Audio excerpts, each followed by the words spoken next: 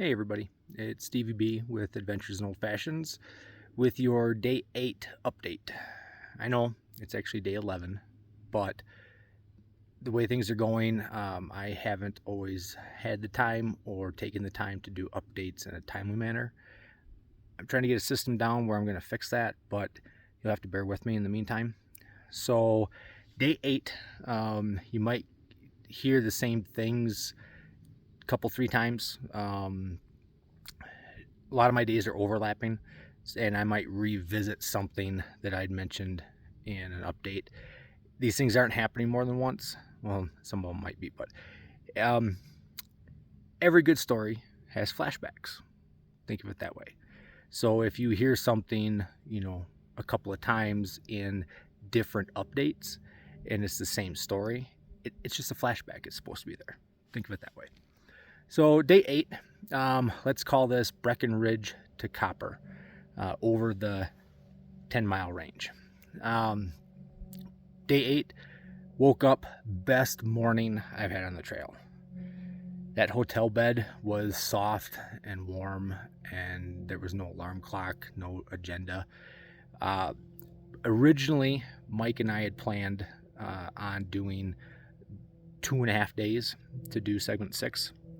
But we busted it out and we got it done in 2 days with an evening to spare. So there was absolutely no hurry on Monday to get going. I had planned on only doing 4 miles because originally we were going to finish up Monday morning, get to Mike's car.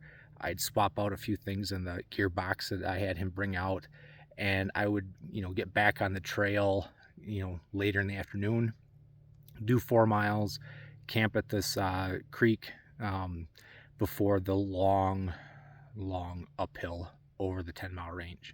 So I didn't have really, any hurry to get back on the trail. So anyway, got an early start in comparison. I was back on the trail, it was after 9, but before 10, and got those 4 miles in. It's right around noon. I got to this creek where I was going to camp, and it was a wide open, like, meadow area.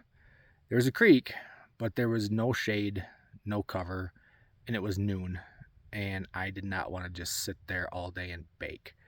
So I thought, well, I'll start up this long uphill, 3,500 feet of elevation gain over 5 miles. That's you might not be able to picture it in your mind, but it's grueling. It's a long grind. I thought, you know what? I'm just going to chip away at it, and I'll stop when I stop. There's always places to camp along the way. So I start up this grind, and it was uphill constantly, and I kept going and going, and I got to this spot, and it was probably about 4 in the afternoon, and I might be exaggerating a little bit, but all good storytellers do. But I would say this stretch was a 1/4 mile long, and it was steep, like mountain goat steep. Like there were mountain goats on the hillsides around me, steep. And put in perspective, I made a video and I didn't post it, and I don't know if I will, concerning mountain bikers on the trail. But anyway, long story short, they like to go really fast downhill, and they're kind of daredevils. To put it in perspective, this stretch was so steep and rocky and rutted that the mountain bikers at the top would get off their bikes and walk their bikes down because it was too steep and rough to ride down. And so I worked my way up this stretch, and I get up to the top, and I'm huffing and puffing, and CDT hiker, Continental Divide Trail hiker, comes on up, and he stops, and we kind of chat a little bit, and he takes on up over, because these guys, they started up the Canadian border in June, and they're working their way south towards Mexico right now. So I'm catching my breath, and I realize I'm kind of low on water, and I check my guidebook, my map, and the best place to get water would have been at the bottom of this hike up this stretch that I just did. The next available water is on the other side of the 10-mile range, heading down towards Copper. So I'm in a bind. It's getting later in the day. It's an aggressive uphill up and over this ridge.